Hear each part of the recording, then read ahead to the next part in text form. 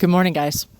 So get your coffee or whatever you're drinking, because it's conspiracy theory time. Okay, so about a week ago, not even, days ago, I think it ended on the May 27th, they had the World Economic Forum, and they were talking about how they can screw us in some other way, right? Now this time it's going to be like, instead of like a COVID situation, it's going to be a internet, right? Like our cybersecurity. That's the word I'm looking for. Cybersecurity. And, you know, they're going to have to do things to protect us, right? From these cyber terrorists. We already seen this with COVID. They had the World Health Organization years ago did a simulation where Bill Gates and a bunch of other of the theys got together and they talked about what would happen in the event of a worldwide pandemic breaking out, right? And then a little while later, COVID happened. Well, this is kind of along the same lines. My guess would be is they're going to have to sell it like, well, we have to shut the internet down because we have to do a cleansing, right? Because of all the cyber security threats and all the technical words they put on things that I don't know. Now, when this happens, whether or not the grid has to go down with it, I'm really not sure. It's totally possible.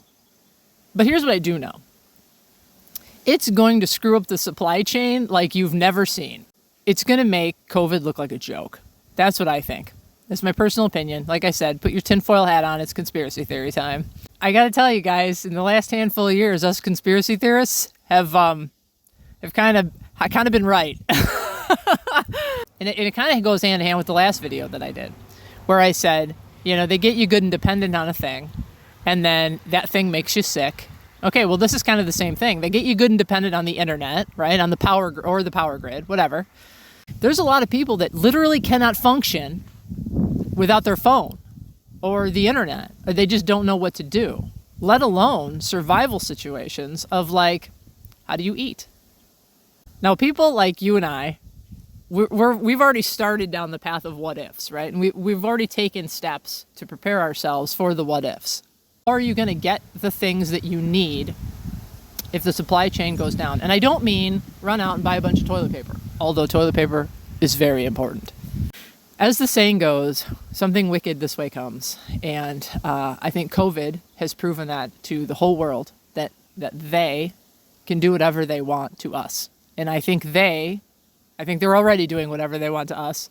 The devastation that this is going to bring to the regular American people is going to be pretty rough. Please. And I'm in the comment section below, if there are things that you can think of off the top of your head that would help someone, please put them in the comment section below. Like, we've already got alternate fuels for different stuff here, but we're going to bulk those things up because I'm telling you, years ago when I was young, I worked at a gas station, and this was years ago. So now I can only imagine. Everything is digitalized. Everything is electronic. You're not getting any gas out of those pumps if the electricity isn't working without a siphon.